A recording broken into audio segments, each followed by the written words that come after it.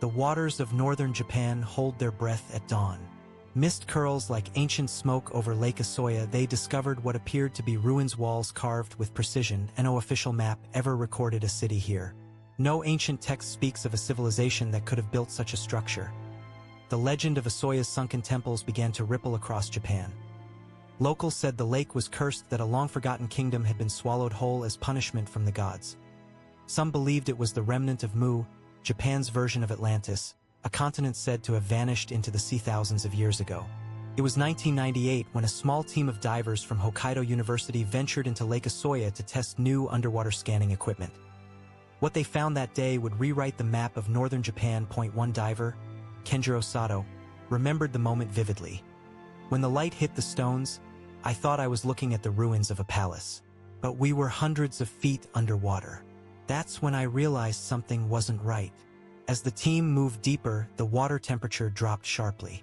Over the next few dives, the team mapped out the structure. It stretched nearly 200 meters in length. The rock wasn't volcanic or sedimentary. It was quarried sandstone, the kind used in early Japanese shrines. When news of the discovery reached Tokyo, media outlets rushed to label it Japan's Atlantis. Some resembled petroglyphs found in Okinawa's underwater ruins at Yonaguni, another controversial site believed by some to predate known Japanese civilization. If true, this could suggest something incredible, a forgotten era of advanced stone-building cultures existing thousands of years before recorded Japanese history. What could lie within those ruins, a lost civilization or a geological illusion? Second expedition arrived at Lake Asoya. The air around the project had already turned electric. Funded quietly by a private cultural foundation in Tokyo, the team brought cutting-edge sonar imaging.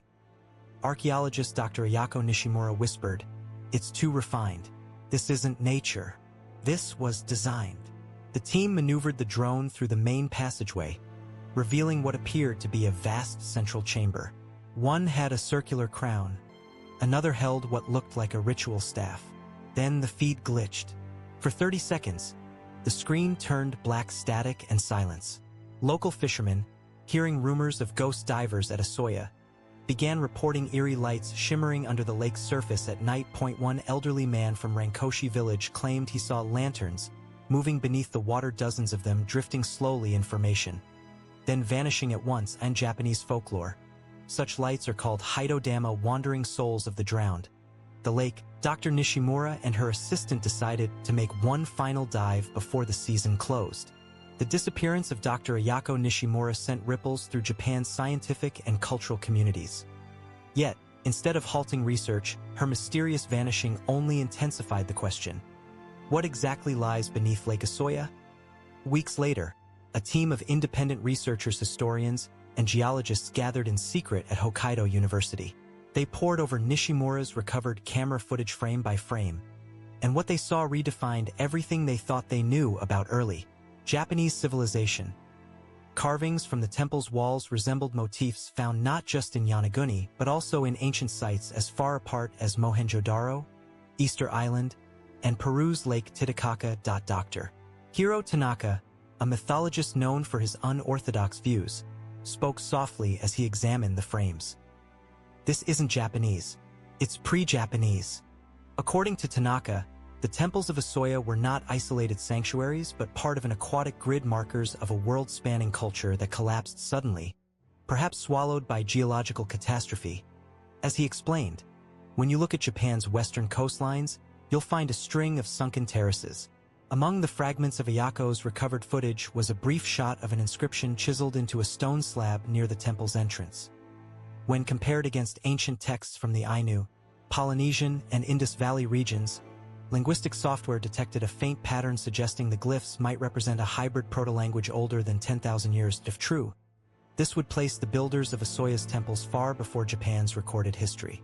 While scholars battled over data and theories, in the secluded valleys of northern Hokkaido, among the remaining Ainu tribes, the story of Lake Asoya was not a mystery. The Ainu, Japan's indigenous people, had preserved oral traditions for thousands of years.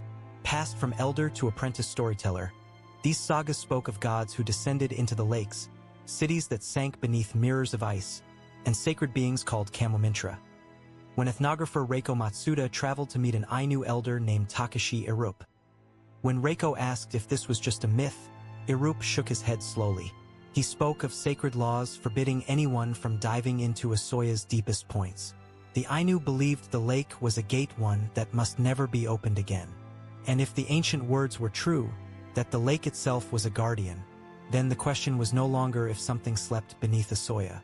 Not long after Reiko Matsuda's mysterious disappearance, whispers began to circulate, whispers of government interest in Lake Asoya.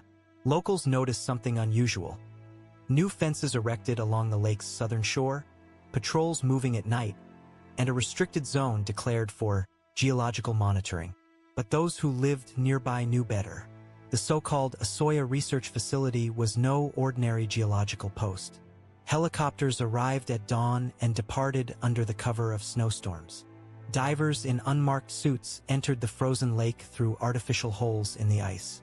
And every time the operation began, strange electrical interference swept through the nearby villages. Radios crackled, compasses spun, and animals grew restless. One fisherman, Kazuo Harada, who had spent 40 years on Asoya's waters, recalled seeing beams of light rising from the frozen surface one winter night. They said it was a reflection, he told a journalist. But reflections don't move upward into the clouds. Inside the perimeter, sources claimed that scientists were studying magnetic anomalies beneath the ice. But others whispered about something else, artifacts. A team of deep-water specialists had reportedly retrieved fragments of smooth stone columns carved with unfamiliar symbols. One diver allegedly collapsed moments after surfacing, mumbling a single phrase before losing consciousness. They were still warm. The event was quickly buried. The diver's name was never released, and his body was quietly flown to Tokyo. Officials declared it a case of hypothermia, despite witnesses swearing he'd been wearing full thermal gear. Meanwhile, independent journalists attempting to document the site faced severe pushback. Drones were jammed mid-flight. Film crews found their equipment seized for national security reasons. Even prominent environmental organizations were denied access to the water samples. Then came the silence. For nearly 3 years, the government released no public data about the lake. All that remained were rumors, claims of a structure beneath the sediment, a perfectly circular formation roughly 200 meters wide, too symmetrical to be natural. One whistleblower, who later fled Japan, leaked a blurred sonar image to an underground forum. The picture showed what appeared to be a staircase descending into darkness, exactly where the Ainu elder Takashi Irup had once said the temples lay. The leak was dismissed as fabricated, but within hours, the image disappeared from every site that hosted it. Yet, in the age of the internet, nothing truly vanishes. The image resurfaced months later, now geotagged near the lake's restricted zone. Digital analysts confirmed the metadata, it was genuine. For a moment, the world's attention turned to Asoya, but before any major outlet could investigate, a powerful snowstorm struck the region, cutting off all access for weeks. When it cleared, the restricted base was gone, dismantled, erased, as though it had never existed. Only one trace remained, a faint rectangular imprint in the snow where the research facility once stood. Since then, no official statement has been made about the Asoya base. And yet, deep within the frozen lake, sensors still record irregular vibrations, pulses that echo from below, like the rhythmic beating of something vast and alive. Whatever the government sought beneath Lake Asoya, it wasn't merely science. It was something far older, something that, perhaps, was never meant to be disturbed. It was the winter of 1998 when a small, independent expedition dared to go where the government had forbidden entry. Led by marine biologist Dr. Naoya Ishikawa, the team consisted of 4 expert divers and 2 documentary filmmakers. They arrived quietly, posing as a research group studying frozen aquatic ecosystems. But their true goal lay beneath the lake, to capture proof of the rumored ruins before they were lost forever. On January 14th, as dawn bled pale light over the frozen valley, the crew began their descent. Using heated suits and sonar mapping gear, they cut through the ice and vanished into the dark blue below. For the first 20 minutes, everything went according to plan. The cameras showed walls of crystal ice and strange cylindrical stone formations embedded within the sediment. But then, their communications began to falter. Static filled the audio, and the sonar pulses started reflecting irregular shapes, angular, symmetrical, too precise to be natural. At exactly 9:47 a.m., diver Kenji Takahara reported sighting a door.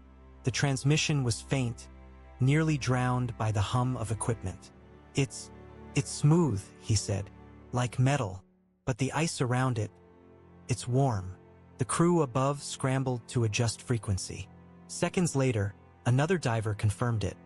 A metallic surface, etched with patterns resembling ancient Japanese symbols. Dr. Ishikawa ordered them to record everything, but the signal abruptly cut out. For 15 agonizing minutes, the surface team waited. Then one diver re-emerged, gasping for breath, his eyes wide with terror.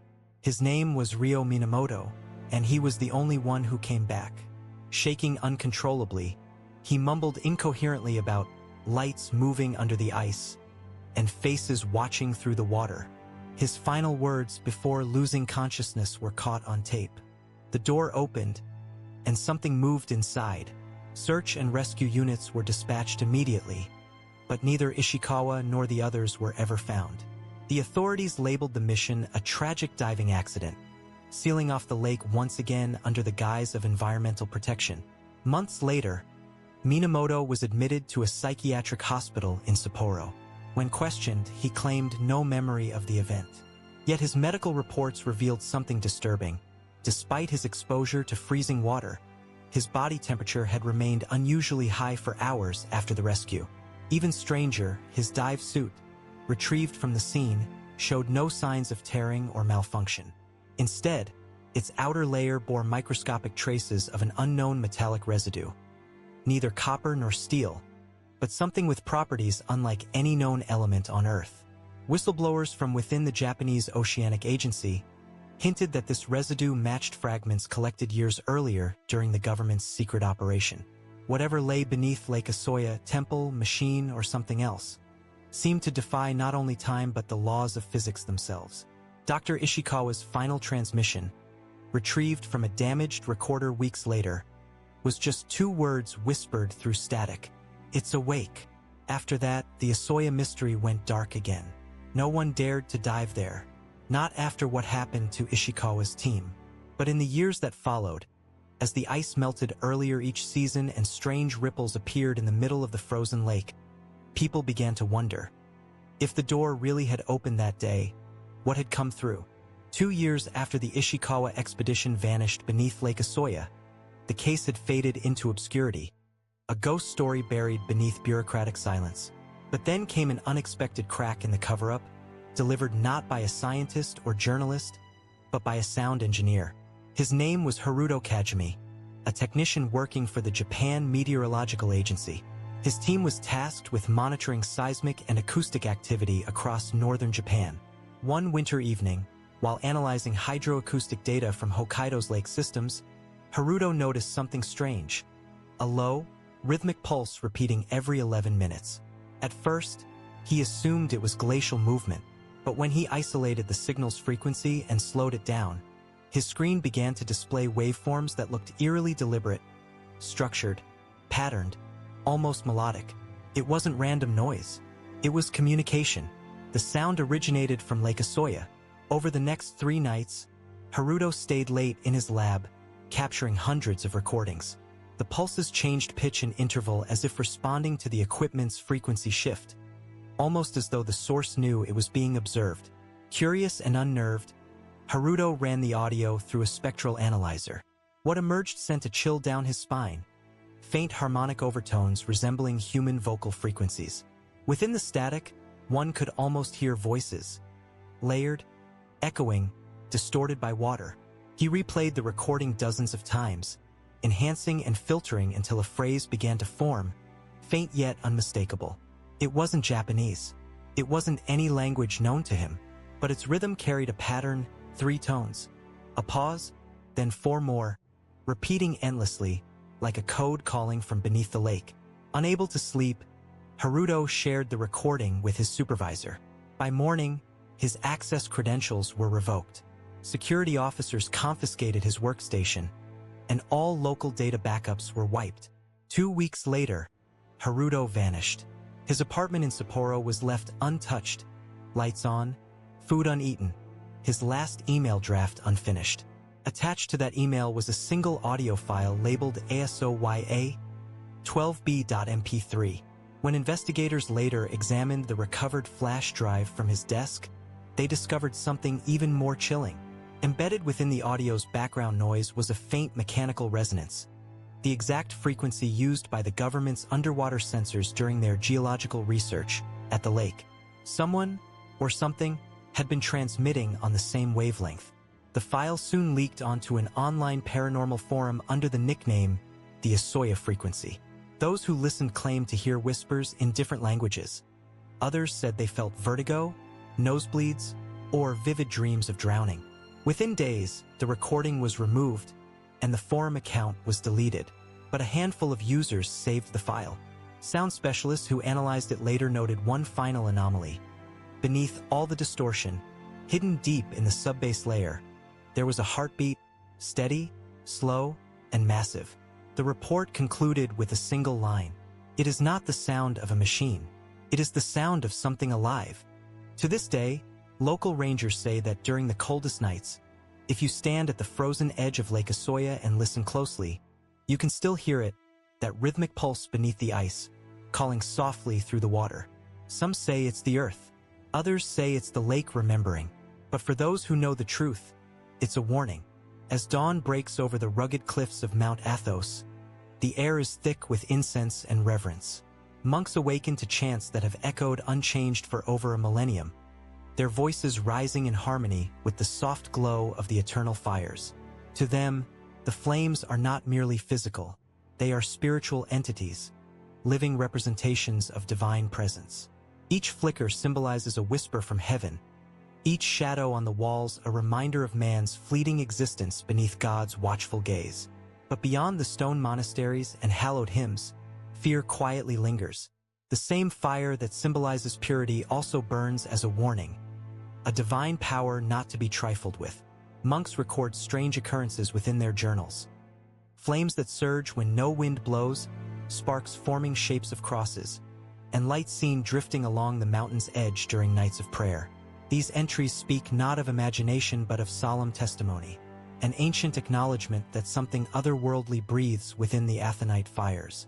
Villagers from nearby coastal settlements often tell tales of sailors who saw glowing orbs rising from the sea toward the mountain at night. They call them flames of faith, believing these lights are souls of the devout ascending toward heaven. Others whisper darker legends, that those who mocked the holy fires faced storms that wrecked their ships and lightning that struck their homes. The fires, they say, bless those who revere them and curse those who doubt. In one haunting tale, a young monk named Theophanes once attempted to extinguish a flame, convinced that it was merely a natural phenomenon. But before his torch could touch the eternal light, a sudden gust hurled him backward, and the fire flared so high that it scorched the stone walls around it. Theophanes survived, but he never spoke again. For the rest of his days, he was seen sitting near the same flame, silently tending to it, his lips moving in constant, wordless prayer. Even now, modern witnesses speak of inexplicable flickers deep within Athos's caves, blue and golden lights that appear to move intelligently, as if aware of being watched. Pilgrims who experience these moments describe an overwhelming sense of peace and terror intertwined, a spiritual encounter that shakes both faith and reason. Scientists who visit the site admit that while natural causes like phosphine gases or volcanic minerals could explain some of the lights, the intensity and persistence of these flames remain beyond easy explanation. Their endurance, unbroken through centuries of war, weather, and neglect, defies logic. So, whether born of divine essence or geological wonder, the fires of Athos endure, silent, sacred, and unyielding. They illuminate not only the dark chambers of ancient monasteries, but also the inner sanctums of human belief, where faith and fear coexist like twin flames, each feeding the other, each refusing to die. The monks continue their rituals. Pilgrims continue to climb, And the fires continue to burn, whispering across time that some mysteries are not meant to be solved, only witnessed. Night falls once more upon the sacred slopes of Mount Athos. The world beyond the peninsula fades into silence, but within these isolated sanctuaries, the eternal fires continue their quiet vigil. Their glow reflects on weathered icons and stone mosaics, flickering like the heartbeat of something ancient and alive. The mountain feels timeless, untouched by the centuries that have come and gone. Generations of monks have been born, prayed, and buried here, their devotion feeding the spirit of this place. And yet, the fires remain unchanged. They burn in the same corners, in the same vessels, under the same icons. It is as though the flames are keepers of memory, silent witnesses to all that has passed, from Byzantine emperors to Ottoman invasions, from holy revivals to dark nights of despair. The modern world, with its science and skepticism, has attempted to unravel this riddle. Scholars have studied the composition of the air, the minerals in the soil, and even the possibility of ancient subterranean gas vents. But each answer only deepens the mystery. For even if one explains the fire's origin, no one can explain its persistence, why it refuses to die despite the passage of time, or why it burns brighter on nights of spiritual significance. The monks say it is because the fire does not live by oxygen, but by prayer. They believe every chant, every whispered psalm, becomes invisible fuel, feeding the divine flame. In this belief lies the essence of Athos, the unbroken bond between faith and mystery. One elder, Father Gabriel, once told a pilgrim, "You cannot understand the fires by looking at them. You must listen." When asked what he meant, he replied, "The flames do not burn wood or oil. They burn the silence between man and God." Such words echo through the darkened monasteries, carried by the hum of prayer and the low crackle of the eternal flames. Visitors who come seeking explanation often leave in quiet awe, realizing that the true mystery is not in the fire itself, but in how deeply it touches the human soul. There are moments, rare and fleeting, when the fires seem to pulse in rhythm with the chanting, as if answering back. In those moments, even the skeptical grow still.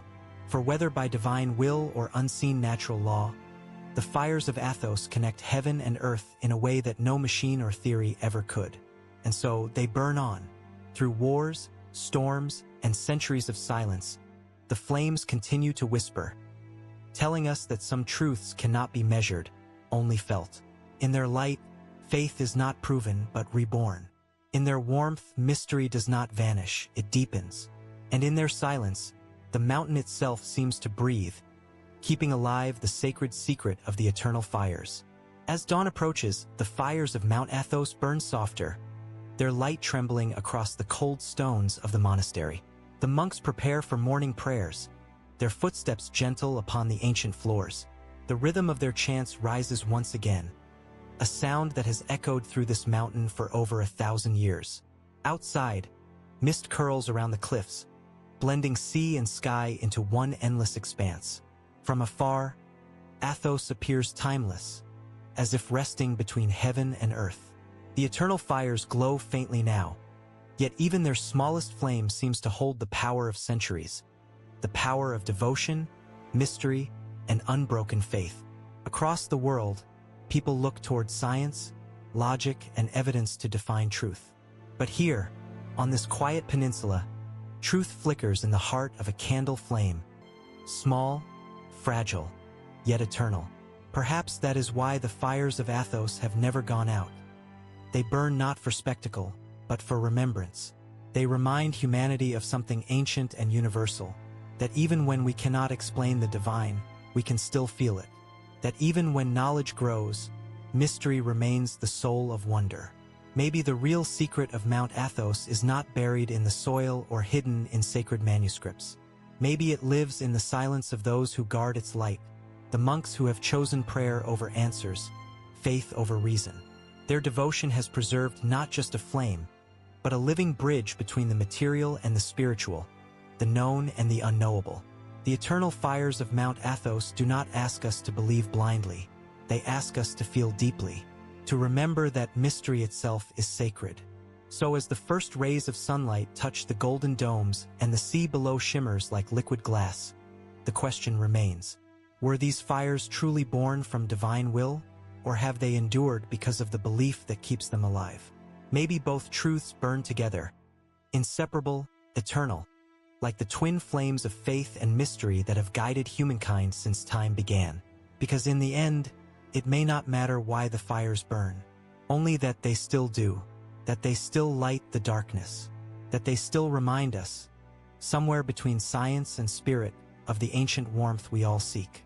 And perhaps, deep within every soul, there lies a small, unending fire of its own waiting to be seen, to be believed, and to be understood.